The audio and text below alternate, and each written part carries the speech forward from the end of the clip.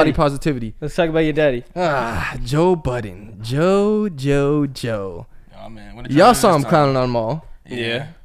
Was that not? Were you not like, dang, he went there? Yo, it was so funny. He said Division had the first Division's music video featuring Maul in it. He's like, wow, he brought back having the video guy, not the music video girl. Guys. He has a music video guy.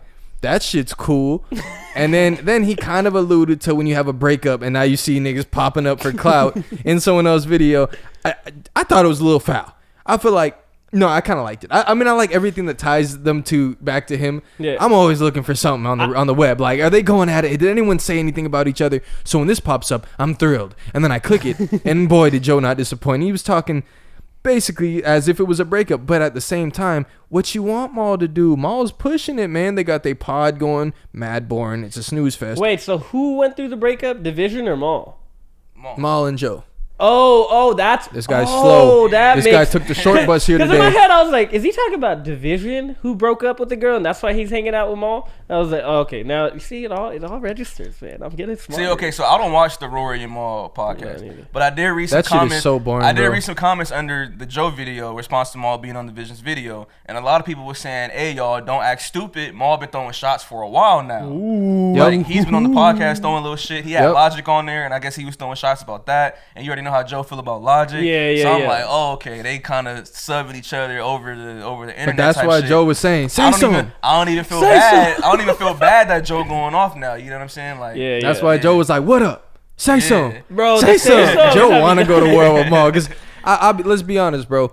Joe can put on a clinic any day he wants to. Yeah. Joe could break up with his gardener and make y'all tap in. Content and machine, bro. 6-figure views within 2 days. Like, it's not a game. Maul knows damn well he does not want to get in no content war with Joe Budden. Like, the same way that Pete Rosenberg knows he don't want to get in no war. We'll get into that. But Maul does make his comments and send shots. I would love for them to keep it going, though. So they're not like friends anymore, I'm gonna assume, at all. Nope. Cause Joe, he was trying he was trying to keep it classy. He was like, yeah, those are my guys and stuff. He would still respect them. He would respect them, like, in the sense of like, yeah, he would bleep out their names. You know, but when Ack is shitting on him, he, of course, there's still some type of respect. But I guess some shots was getting under the skin, because if you just gonna make a blatant one out like that, okay, this is a real question: are we tapping into the new Rory and Maul? Nope. No. Oh, why not? No, I tap in sometimes, and it just confirms, like, God, they're just, bro. I don't mean to be a hater because I love those guys for what they had on the pod, but. Nah, bro, I'll be watching. I'm just like, God, this is so boring. And, like, I feel like their biggest thing they play on is not, like, self-deprecation, but it's like this nonchalantness of, like, oh, are we started? Oh, we're rolling? Fuck it. Let's just start here. And I'm like, yeah, fam, I'm just hearing the same energy every time. Now they're moved out the studio. They're just shooting at Rory's crib. Apparently, they got kicked out of their studio. No way. The WTF Medias? I mean, was that what they're shooting at? I guess they're shooting at it for, like, a little while, but then didn't they have a deal? Didn't they get like a podcast deal? They got a little bag. They got a deal. So I don't know if maybe they did get kicked out of that shit. Yeah, I don't know if their deal has anything to do with it though. They were just out of space and then they said they got kicked out. They still got their deal. They're just different location of the podcast. I can't watch either of them. Dog, no, Joe is way better, bro. I can't lie. Like I feel what you're saying about Joe. But honestly, bro, they be having some good conversation. If you're just willing to listen to some conversation, and they're getting better and better, bro. Ice and Ish have really come along. Like, I like those guys. Ice be annoying me, bro. Sometimes he be talking, and I'm just like, oh God, I don't want to hear this. But he does add to it because it'll like flare up Joe. Yeah, I like that they're not like yes men. They do a good job. Rory and Maul, it's just like a bunch of like banter and like bullshit. They need a guest. Yeah, every episode they need a guest or something, bro. And it's not hating on those guys. Like I'm a fan of them. But I'm not a fan of their podcast. I'll be watching other stuff that they produced. But here's what I get tired of. I was watching, like, Rory put out the stuff, the in-the-studio conversations.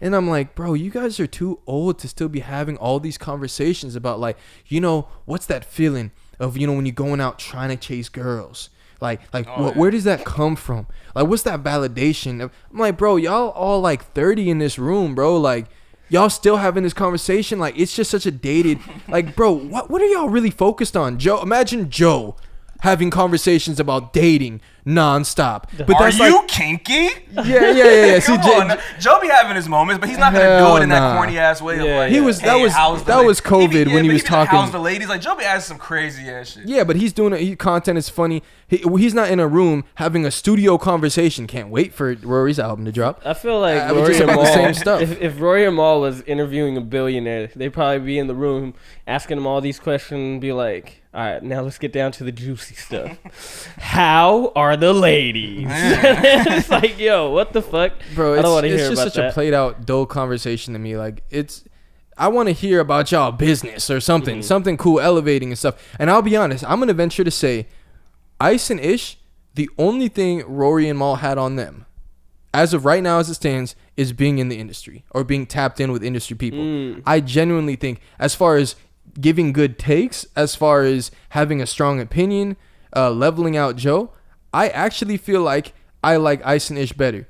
Rory, he was good because he'd go back and forth with Joe and he'd get heated, but he would get heated to the point where you feel a little uncomfortable listening. Yeah. Because Joe would get heated. You're like, oh shit, what's he? I don't even know what he's Joe's talking like about. trolling. He's starting to get mad, but like you're like, how is he even disagreeing with them right now? Like it seems like a pretty blanket. Everyone would agree, but he's just going crazy. But it's entertaining. Rory would start getting mad. Where you're like, y'all need to have a little powwow in between. And then Mal is just like, it doesn't really build a point. Like he'll just keep saying the same point. Nah, I think that. Nah, I'm just saying. And he'll just keep slowly repeating the same thing. It's like, Mal, come on, bro. Provide some evidence. What's really your viewpoint? Like, they just be like, nah, you know it's all rigged, Joe. Nah.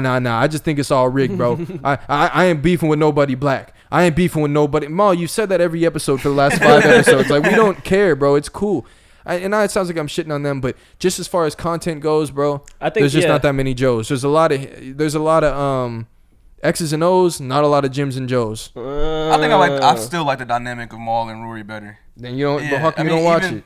Oh, of them on the pod. Yeah, I see them what on you're the saying. pod for sure. Yeah, because I feel like Mal and Joe had like this type of like connection where they had like a brotherly type. You don't need to say nothing. I already know what you finna say. Yeah. So then Joe would say something and then look at Mal and then he's like, "Don't fucking look at me like that." You know, like hearing that on like Spotify made me want to go to YouTube and watch it to see like the reactions. You know, like I would watch episodes twice back in the day or listen to them twice. Like I'll hear it on the on Spotify and then be like, damn, I gotta go watch. Bro, you think you were the most brushed up podcaster ever? You dead ass double watching the game film, studying all that shit back. Not the full podcast. I watched like a little bit just to see him, bro. I lost it. And then only started watching like to the YouTube videos and shit, right? And like Rory would challenge Joe, like they both challenge Joe. I feel like the new pod is very mature, and I like that aspect of it. And it's like a different type of person to challenge Joe, because like they'll be like, "Oh, that's cap, that's bullshit, that's whatever." And Rory, that was kind of like Rory's job too. Yeah, but they both had the same dynamics, but like one, I mean, I like the younger. Like you can't be mad at what they created together. Bro, and honestly, you can't. I think it's something new, and that's why you might be gravitating towards it right now. No, now it's a year into them using this mix, and they're starting to get more and more in their bag. I mean, I enjoy the podcast. I saw some clips when I saw him dissing Mal. That's what got me watching. I'm like, oh, is this the last episode? But then he said something else in the last episode. Oh, about Pete Rosenberg. Yo, bro, it's great. Like, just I like it. It's a different demographic they're serving, but I like Ish. And Ish is a really smart guy too. He's a real estate investor, so he'd be giving out game and talking about so much about how like ownership is the biggest way to start generational wealth. House ownership is the biggest way to start generational wealth, which is so true. If you think about like black communities, he's obviously usually referring to black communities. If you think about black communities, we're way behind every other race. If you think, like, I remember, I'll give you an example. 8th grade, went to this Jewish kid's house to help them with the project. 8th grade project, group project. I'm at the crib. Nice ass crib. It's a mansion. I'm like, and kids like that type of kid, he knows the family's financials. He knows all this stuff. Even the little kids that train in Beverly Hills, are used to train in Beverly Hills. Okay. They'd be like, yeah, my parents rent this house. They have a property and so they have. Why do you even know this? I was never thinking about. They got the house. We live here. I didn't even know what a mortgage was. But either way, I like turtles. But they'd be talking about what's my point? Oh yeah, I'm at that kid's house. He's like, oh, no, it's been passed down to the family. There's no mortgage on it. It's already owned. I don't even know what that means. I'm like, no, you're fucking rich. Look at this shit. This is a huge house, bro. You like so many. You don't rooms. pay rent like that. That's like we own it. How do you do that? It's been passed down. But that's the thing. If you're able to start from, for example, like I know a home was bought for $550,000 like 20 years ago. They're trying to get it off for $2.5 million now.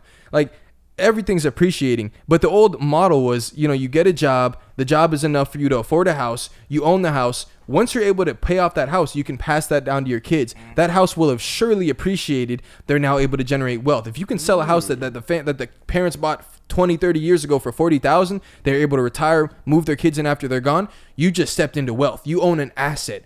Other people, black communities, let's talk about those. When we think about how many people are renting where they stay at, if your mom has been renting, she's on Section 8, she's getting government funding, you're not building anything. That's not an asset. It's just an expense that you're not going to get any equity in. Right. So therefore, once your kid goes out in the world, he's starting at square one as far as assets go, as far as equity goes. So that's why home ownership is the biggest plight to generational wealth. And then you talk about the real estate game where now you own a bunch of properties. But if you just think about it as American dream, afford a home, pass it down to your kids. Your kid, after he sells this property or does whatever he wants with it, he could keep upgrading it to keep appreciating it. His next house is not going to be the same house that you got. He is going to go get some shit. I mean, just depending on whatever people do with their lives. Either way, a lot of gems on the Joe Budden pod. Back to beef. Back to beef. Pete Rosenberg. Bro, I'll play the audio. Bro, honestly, I didn't